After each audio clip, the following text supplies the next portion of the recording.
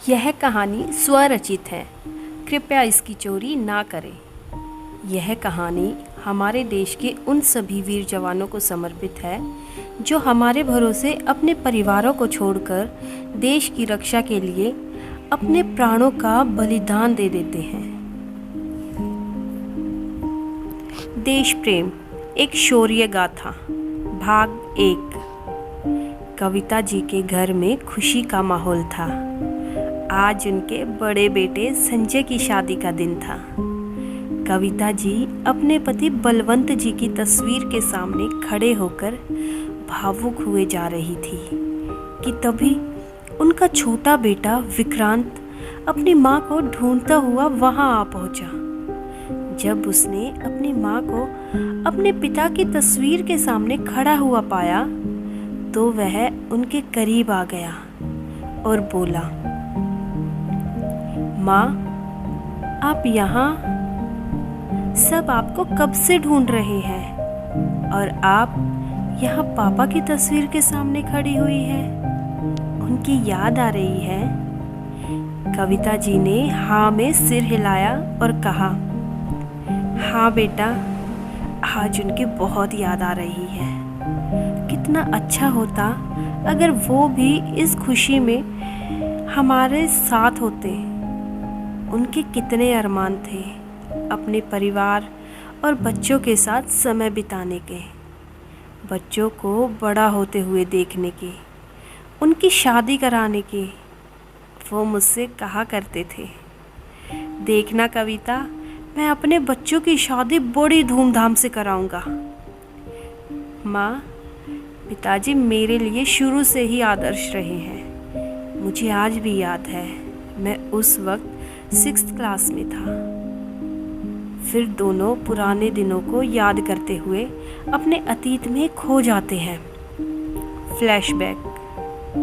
विक्रांत गली में बाकी बच्चों के साथ क्रिकेट खेल रहा था कि तभी वहाँ एक बड़ी सी गाड़ी आकर रुकती है।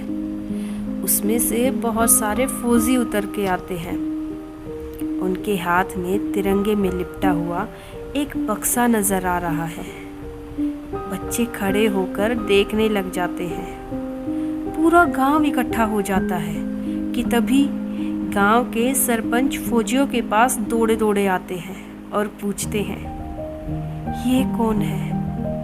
कि तभी उनमें से एक फौजी आगे आकर बताता है कि ये शहीद कर्नल बलवंत राणा जी हैं। दुश्मन सेना के खिलाफ जंग करते हुए युद्ध में वो शहीद हो गए। यह सुनकर वहां खड़ा कर्नल बलवंत जी का बेटा विक्रांत सहम जाता है कि तभी सैनिक उन्हें आगे बताते हैं, कश्मीर घाटी की सुरक्षा के लिए हम सब भी वहां तैनात थे। रात के करीब 12 बजे हम सब सो रहे थे कि तभी हमें खबर मिली कि हमारी एक पोस्ट पर दुश्मन सेनानी कब्जा कर लिया है और वहां तैनात सिपाही वीरगति को प्राप्त हो गए हैं। हमारी पोस्ट को वापस पाने के लिए कर्नल बलवंत राणा जी ने एक टीम तैयार की जिसमें 12 सैनिक थे और उस टीम की अगुवाई खुद कर्नल करने वाले थे। हम सब तैयार थे। हमारी टीम में एक 20-22 साल का नौजवान संदीप भी था जिसे कर्नल साहब अपना बेटा मानते थे। कर्नल जी ने हमें साफ साफ कह दिया था, चाहे कुछ हो जाए, हम अपने देश, अपनी भारत माता को दुश्मन सेना के हाथों में नहीं जाने देंगे। हम उनसे अपनी पोस्ट वापस लेकर रहेंगे, भले ही इसके लिए हमें अपने प्राण भारत माता पर न्यौछावर ही क्यों ना करनी पड़े। उनकी बातें सुनकर हम सब सैनिकों के अंदर जोश भर गया था। हम सब का खून खौलने लगा था और हम सब अपनी पोस्ट को वापस पाने के लिए दुश्मन सेना की ओर रवाना हो चुके थे। हम जैसे ही वहां पहुंचे, हमने देखा हमारे कुछ सिपाही शहीद हो गए हैं और दुश्मन सेना हमारी पोस्ट पर कब्जा करने का जश्न मना रही है। क्योंकि रात बहुत ज़्यादा थी तो दुश्मन सेना इस बात से बेखबर थी कि भारत माता के वीर जवान उसकी रक्षा करने आ गए हैं। हमने 6-6 लोगों की टीम बांट ली और पोस्ट को आगे और पीछे से घेर लेने का फैसला लिया। कुछ ही देर में गोलीबारी की आवाज़ सुनाई देने लगी। हर तरफ से धाएं धाएं की आवाज़ आने लगी।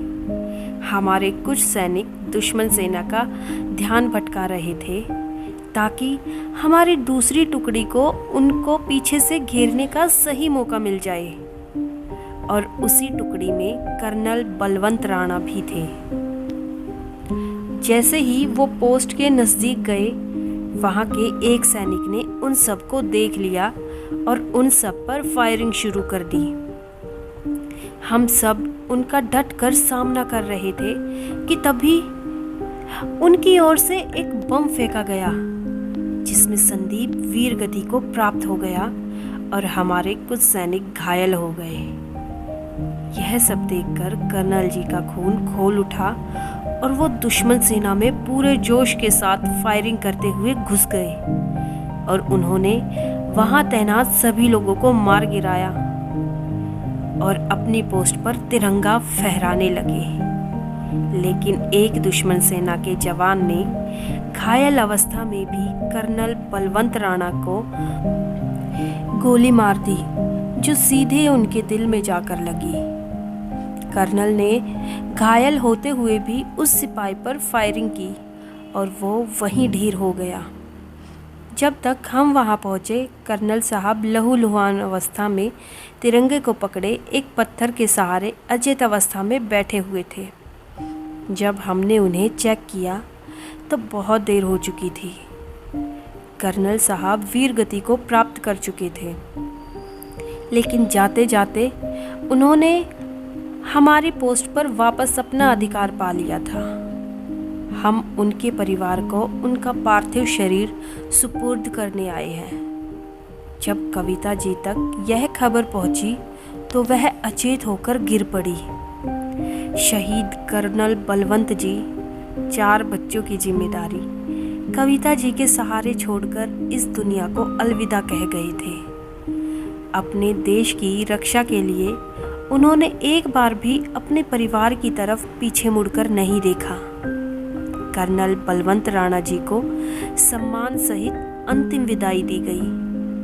अब कविता जी को अपने 4 बच्चों की परवरिश अकेले ही करनी थी। उनके 3 बेटे और एक बेटी थी। बेटी सबसे छोटी थी। कर्नल जी की शहादत के समय उनका बड़ा बेटा संजय 12th क्लास में पढ़ता था, उससे छोटा 10th क्लास में था और विक्रांत 6th क्लास में था और उनकी बहन कनिका 3rd क्लास में थी। कविता जी ने अपने बच्चों को माता और पिता दोनों की जिम्मेदारी निभाते हुए पाला था और यह तो किसी को बताने की ज़रूरत नहीं है कि जब परिवार का पालन पोषण करने वाला परिवार को यूं पीछे छोड़कर चला जाए तो उनकी पत्नियों को कितनी मुश्किल हालातों का सामना करना पड़ता है। इन्हीं सब बातों को याद करते हुए वो दोनों अतीत से बाहर आ जाते हैं। दोनों एक दूसरे की आंखों से आंसू पोंछते हैं और शादी में अपनी जिम्मेदारियां निभाते दोनों माँ बेटे चल पड़ते हैं।